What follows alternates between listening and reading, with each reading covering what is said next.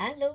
Alors, bienvenue sur mon podcast Réflexion avec Jessica, l'évêque Otis. Donc, déjà l'épisode 3. Si tu ne me connais pas encore, je suis coach énergétique business. Je travaille avec la méthode Succès Infini.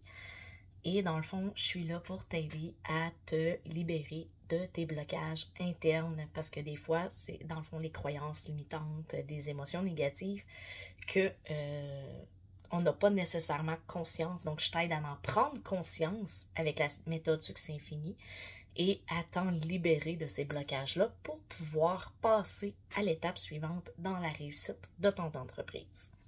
Sur le podcast, je t'amène beaucoup à réfléchir et, dans le fond, sur différents sujets en lien avec l'entrepreneuriat. Et, dans le fond, je t'amène aussi ma perception des choses. Comme je dis, c'est ma perception. C'est possible que tu ne sois pas d'accord avec ce que je dis, puis c'est correct. OK? Dans le fond, aujourd'hui, épisode 3, je te parle du fameux cold call ou cold message. Dans le fond, c'est le message à froid. Ce que c'est souvent, même exemple sur Messenger, ça peut être des messages copier-coller souvent qu'on voit là, qu'en dehors de ton petit prénom en haut, tout le reste est un message copier-coller. Des fois, c'est un pavé qui dit hey, j'ai un groupe où je te parle, exemple, de la perte de poids, viens sur mon groupe et tout ça, sans même s'intéresser à la personne derrière, ou que la personne fait un peu semblant de s'intéresser à toi et tout ça.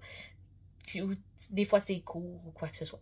Donc, premièrement, est-ce que tu en as déjà reçu? Selon moi, oui, mais parce que c'est tellement courant, je pense que j'en reçois encore quasiment toutes les semaines. Mais toi, est-ce que tu en as déjà reçu? Puis quand tu en as reçu ou quand tu en reçois, comment tu te sens par rapport à ça? Comment ça te fait sentir? Est-ce que tu es intéressé? Est-ce que tu te sens agressé, irrité? Comment tu te sens là-dedans? Puis, autre question, est-ce que toi, t'en as déjà envoyé de ces fameux messages-là? Parce que je sais qu'il y a quelques années, ça a été énormément enseigné. Donc, toi, est-ce que t'en as déjà envoyé? Est-ce que t'en envoies encore aujourd'hui? Et dernière petite question que j'ai pour toi, c'est comment les gens réagissent quand tu leur écris ce genre de message-là, si tu l'as déjà fait. Est-ce que le monde sont genre « Oh, wow! » puis embarque super intéressé, ou tu te fais clairer, tu te fais juste répondre « Ah, merci, mais non, c'est correct, j'ai pas besoin. » Comment le monde réagisse? Puis en même temps, je te ramène un peu au comment toi tu te sens quand tu reçois ce genre de message-là et à comment, tu sais, par rapport ensuite à comment le monde réagisse face à toi. Est-ce que ça se ressemble un peu? Est-ce que... et tout. Donc, maintenant, mon avis par rapport à tout ça. Premièrement, c'est une vieille méthode. OK, ça a été énormément enseigné. Tu sais, c'est surtout, je pense, quand les exemples, les MLM et tout ça, quand la prospection sur les réseaux sociaux a commencé, ça a été très populaire. Oui, au début, ça fonctionnait. Parce que, vu que ça commençait, le monde, mettons, ne connaissait pas. Je me souviens, à l'époque, j'étais dans Beachbody, qu'aujourd'hui s'appelle Body, simplement, le raccourci Body, qui est plateforme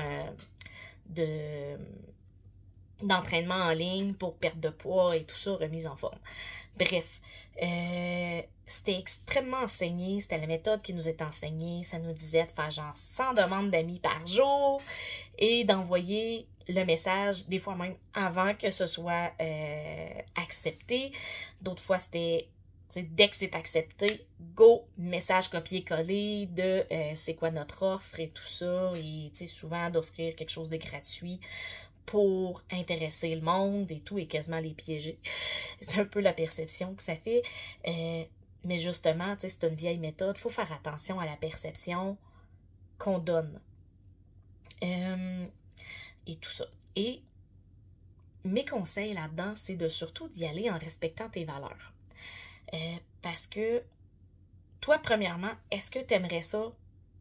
Tu sais, la façon que tu envoies ton message à froid, parce que oui, des fois, la prospection à froid peut marcher, mais ça dépend vraiment comment c'est apporté. Est-ce que tu l'apportes en assurant de la valeur à la personne ou directement, il y a un achat à faire? T'sais?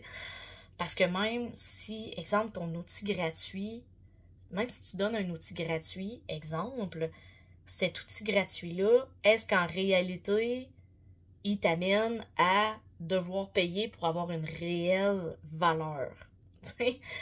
Ou comme une coach en développement personnel, Audrey Trudel, que j'adore, je me souviendrai tout le temps, ça fait plusieurs années que je la connais, que j'ai déjà utilisé ses services et tout, que j'utilise encore ses services et que, comme elle dit, quand elle parle d'un outil gratuit, normalement, quand tu fais un outil gratuit, il faut que ça te fasse suer, que ça te fasse je dirais pas tout le mot, mais que ça te fasse suer de le donner. Donc, ça, c'est un vrai bon outil gratuit. Que le donner, là, tu sais, que ça te fasse dire, crime, c'est parce que je pourrais le vendre, cet outil-là, là. Tu sais, puis faire de l'argent avec. Tu sais, faut que vraiment tu l'aies travaillé. Pas de quoi fait sur un coin de table, là, genre une petite checklist que tu as faite en 5 minutes, puis que tu donnes ça gratuit, puis que tu fasses « Hey, écoutez, ça a super de la valeur. » Tu sais, je dis pas qu'une checklist ne peut pas avoir de la valeur, je dis juste que faut que ça te fasse suer de la donner. Un peu, tu sais, que tu aies mis du temps dessus et tout ça. Que tu aies vraiment un désir d'apporter de la valeur. Que ce soit pas que pour utiliser correctement la checklist, exemple, qu'on doit prendre tes services. Ensuite, je dirais, tout est à adapter à toi, à ta business, à ton entreprise, parce que tu es unique. C'est pas tout le monde qui est pareil. On a chacun notre personnalité, on a chacun nos valeurs.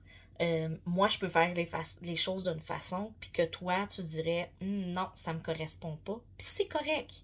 Faut pas que tu te forces à faire quelque chose qui ne te plaît pas. Amuse-toi, tout simplement. Faut vraiment que tu t'amuses dans ta prospection, puis et tout.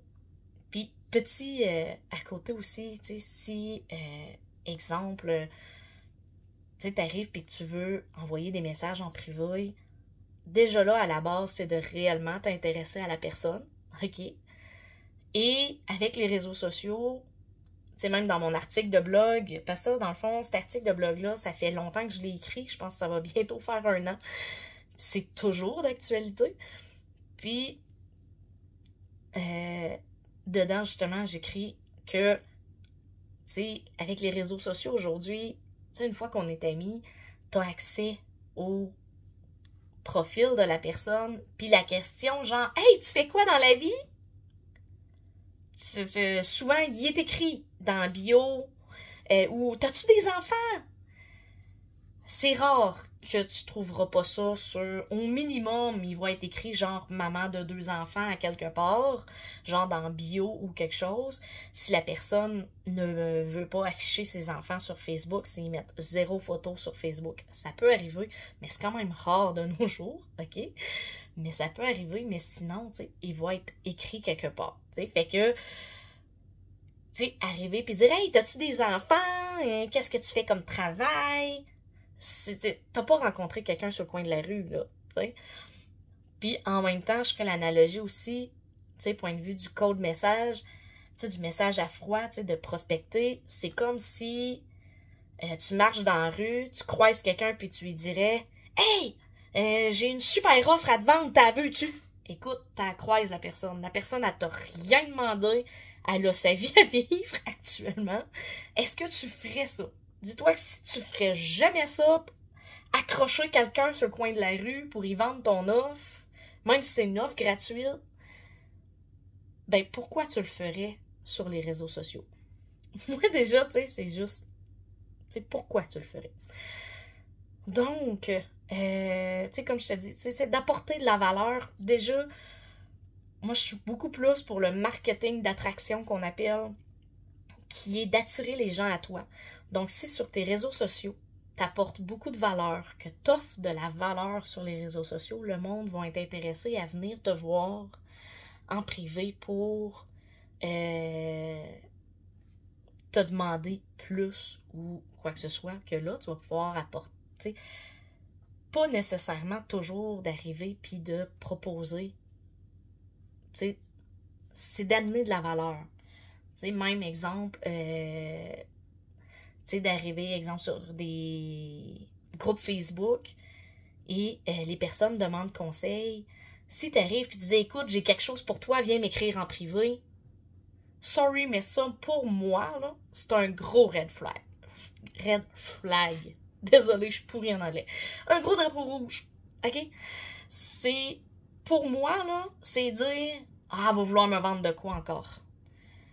Moi, déjà là, tu pars négatif, puis j'ai pas envie d'aller t'écrire. L'idée, c'est plutôt d'arriver puis de dire, c'est quoi ton truc, c'est quoi ton astuce, et tout. Puis de peut-être dire, puis écoute, tu sais, je te donne ça de base. Si tu as envie d'aller plus loin, viens m'écrire, tu sais, j'offre justement des services en lien avec ça. Ça peut être une super belle façon de démontrer de la valeur. Donc, voilà. J'espère que cet épisode t'aura aidé. Tu peux, dans les notes, je vais t'avoir écrit le lien pour l'article de blog si tu as envie de le lire parce que je ne dis pas exactement les mêmes choses ni de la même façon. Donc, là-dessus, je te souhaite